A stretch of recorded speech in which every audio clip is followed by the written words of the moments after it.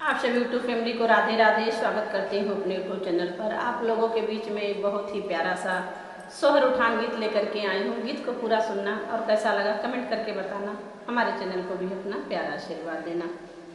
ससुर से ननदिया मैं लड़का बच्चा लइके आवे बीरन देखी खुश भाए भैया देखी खुश भाए हो।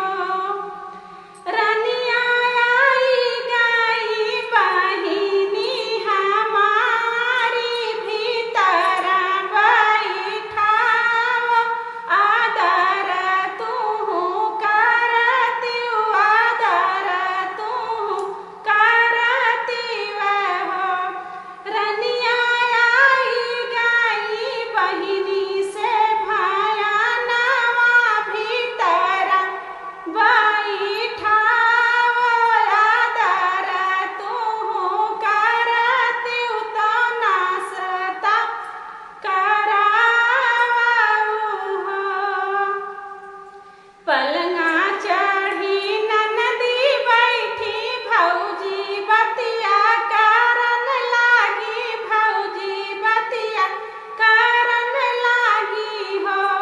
ननदी की मोरे पड़ल बिया हवा की घरा मोरे लाल भाए घरा मोरे लाल भाए हो।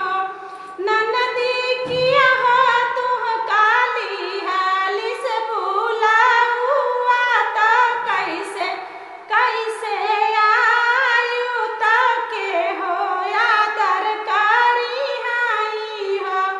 ननदी की हो तुह का भेजलस जाना हुआ तो कैसे कैसे आयु तो के हो आदर करी है तो के हो आदर करी हाई हो।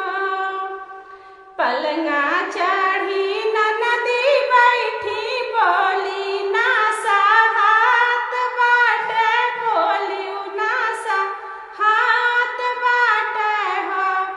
भौजी अब हम जाई ससुर लवटी नहीं आई लवटी नहीं आई बाई हो।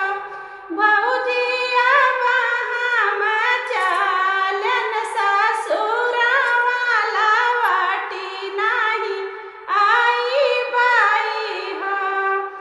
8 महीना बीत गए नौवा जब लाग गए नौवा जब लाग गए हो। पिया लागी गए नौवा महीनावा तो बहिनी अपन आनी लाओ बहिनी अपन आनी लाओ हो।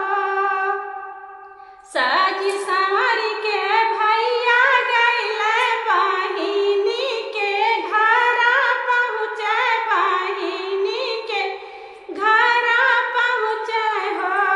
बहिनी चलहु नाया अपने नैहर वहाँ तो भौजी बोलावे तो भौजी बोलावाई हो। बहिनी चलहु नाया अपने नैहर वहाँ तो भौजी बोलावाई हो। बोली